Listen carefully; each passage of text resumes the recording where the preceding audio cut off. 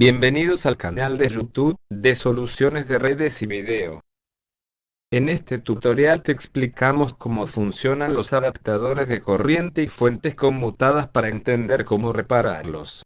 Los adaptadores son usados para cargar celulares, en las laptops y una buena cantidad de equipos que mostramos en la lista. Si un equipo de estos no funciona de forma adecuada, es muy probable que sea el adaptador el que esté fallando. Por lo general se reemplazan, pero si tienes tester y soldador verás que en muchos casos se pueden reparar.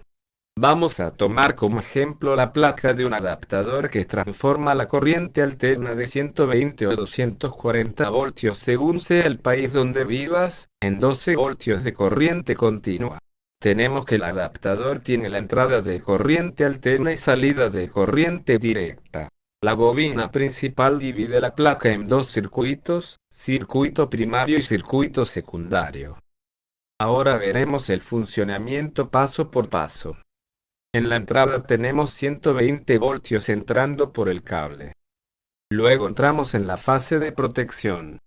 Tenemos el fusible que protege todo el circuito y la bobina para proteger de alto voltaje en la entrada.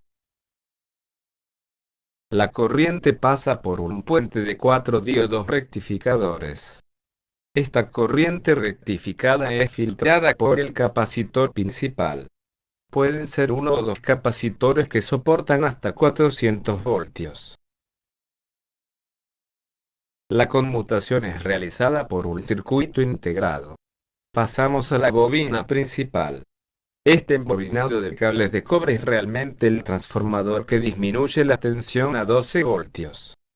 Esta corriente directa sale del transformador con una alta frecuencia que debe ser rectificada por un diodo.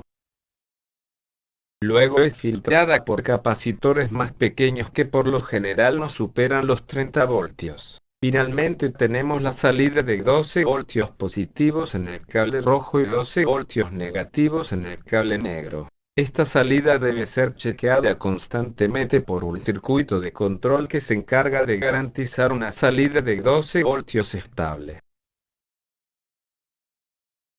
Ahora que ya sabemos cómo funciona el adaptador, vamos a ver las fallas más frecuentes para poder repararlo. Lo primero que hay que revisar es que el fusible esté bueno. Si está dañado, es porque algún componente en la placa no funciona y debe ser reemplazado. Los componentes que más se dañan en estas placas están en el circuito primario. Esto porque trabajan con mayor voltaje.